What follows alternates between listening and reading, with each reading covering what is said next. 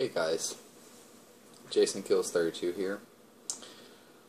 Today I got in a nice Warhammer living card game, Warhammer Invasion. Kind of want to do a little unboxing for it. I kind of wanted to show off some of the stuff inside it, go over basic gameplay. Pretty excited to get into the meat of the matter and play the game. Like this, I'll show you. This nice box right here. I can't flip it up because all the cards I already packed them all inside. First thing upon opening the box, right there, you get your rule book and your tokens. These tokens represent damage. This is your resources, your money to spend to bring out more monsters on the field. These are your hit trackers. If any two of these cover up any two locations, you die. There's a couple more things. More stuff. Fantasy Flight. This system, they set it up a little different. Here you got 4 factions. In other sets, they're going to release the other factions like the elves and stuff. But you have basically, in this one, you have your orcs. Good guys, I guess. Your chaos, and you have your dwarves. Dwarves are pretty awesome. In the set, what you're going to do, I'll do this one, because this one's probably easier to see. You have your different actual sections right there. On this one, you're going to have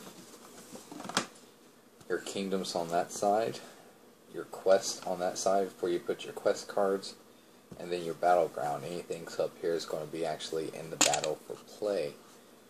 So that's how you're going to keep everything set up, and keep all your resources down here when you play as 2-player on the sides of there.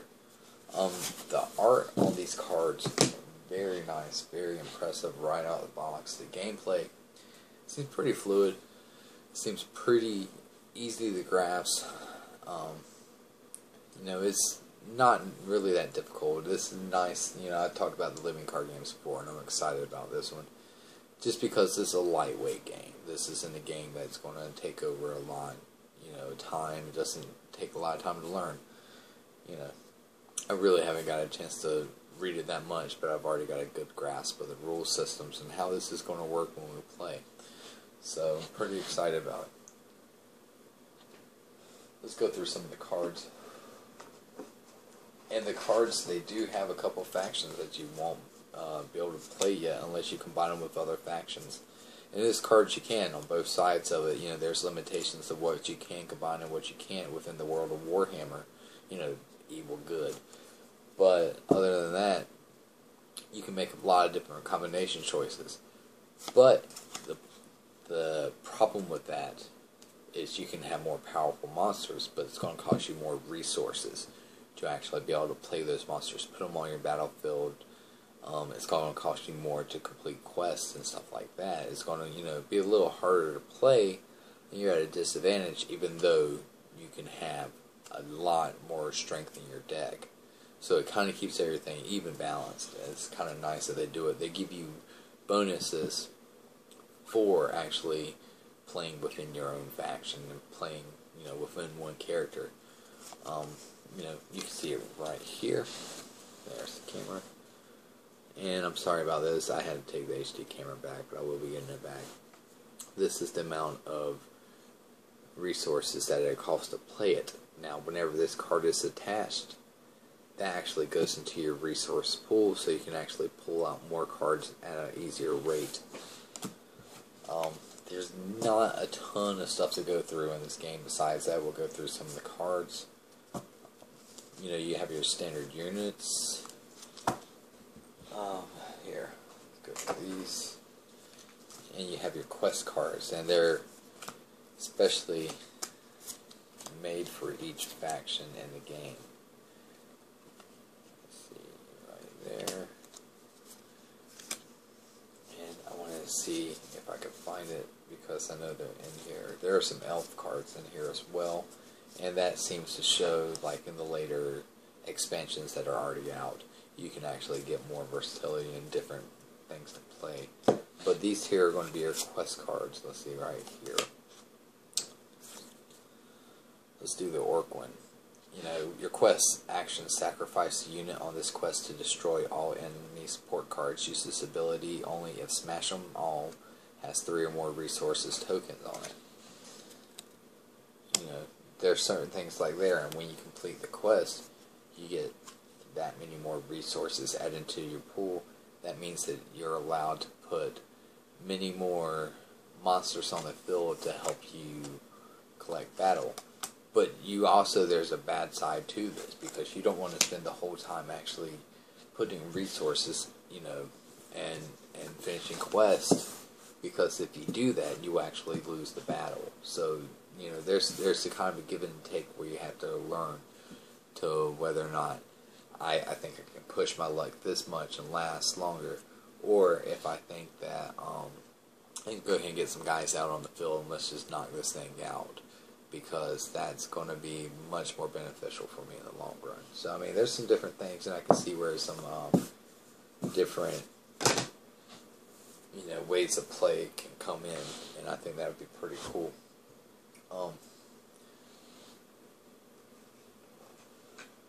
Only real complaint I would say with this is when you're doing a living card game. You know, you look in the box, it's just cards. You know, this is the inside of the box. Let's put the back side looks back just so everybody can see it. That's the back of the Warhammer Invasion. When you look at the inside of the box, when you're building a living card game, and especially this one, which it comes with booster packs, and these booster packs, it's just a pack of cards. Now, this isn't a booster pack, this is an expansion deck. I understand, everybody gets this, you know. I've been through booster packs. You don't want to hear me rant. But, you know, this only really built to hold, you know, what comes in there. And it doesn't really do that great of a job of it as it is. So, I'm going to need to... There's some other YouTube videos where they show how to customize your inside your boxes for card games. And so I'm going to be doing that with this as well. And going ahead and getting everything kind of organized the way I want to. Because I'm kind of a neat freak about stuff like that. But the gameplay looks good. I can overlook the stupid box stuff because the gameplay looks good. It looks, you know, I don't think this is going to take over Pathfinder. It'd be nice to be able to find the next big thing that I really enjoy, but this isn't it. But this definitely looks like it's got an edge on a lot of the other games, and I think every game in this series is going to be that way when I go through and play it. Fantasy Flight has a lock on card games. Y'all have heard me before tell you that I've quit Magic, and I've quit Magic because I enjoy these type of card games a lot more. You know, for what I spent on this here, you know, it's the same price as getting a fat pack or something like that. And, you know, a fat pack with 9 booster packs compared to all of this, you know, this, it seems like a lot of money now that I think back on it, you know, about how much I actually spent. But, you know, this seems like a nice, good set. Fantasy Flight's good at specializing each different, you know, series of games they have, but whether it's a Call of Cthulhu, Warhammer, you know, Twilight Imperium, any of those universes, you know, and putting them into something like this and being able to play it. I typically do have, like, I guess I do have a little bit more Warhammer stuff than I do of, like, Rune Wars and stuff like that. I think it's just because I like the lore a little better. It's a little easier to get into, I think. But you know, you can't beat it if they're putting out good products. I think that's a really essential part to gaming. You know, oh yeah, I forgot to tell you. When you do build a deck, you take your faction cards, and then they have cards made for everybody, like gray cards. You might use shuffle them in your deck and use those to help put your monsters on the field. Very minor. But we will be doing some plays of this, and I'm hoping to have some actual videos of me and some buddies playing it, so y'all can see how it's actually all together played. I just thought it was really nice. I wanted to do a really quick video and show you guys what it was all about. I'm not going to give this a full review until I actually get to sit down and play it. You know, and then, you know, I might come back with like afterthoughts or something like that, but everything looks really solid. I'm not going to grade it yet. I don't do that until after I play it, and then I played it a few times, so I can fully give it a nice, you know, good review that's honest, that's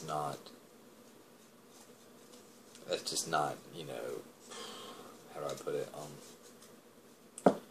it's not full of shit, you know. But everything looks really cool in this box. I think this and the booster pack I spent, I think it retails for around like $30 or something like that. Don't start out with one of these, probably, if you buy this set. If you want to go ahead and buy this and you want to get you know, an expansion to it, go with one of the big box expansions, because they come with more of these. They come with more cards and everything in it than just this. Because, I mean, this isn't expensive. These are like $6 a piece, but this is like one of, I think they have like 5 of these to cycle, and they have like 6 cycles, whereas they have actual just bigger expansion packs that include these cards and also the boards. So I think that would be a lot cheaper to start the game off. You know, then if you really get into it, you get into questing and stuff like that, then you can get into that. But for the start, for the basic set, I think it's pretty good. You know, it's not overwhelming. It's very simple to follow. You know, just give it a try. Alright, thank you guys. Keeping this one short. If you like the video, subscribe. Jason Kills 32 out. Later.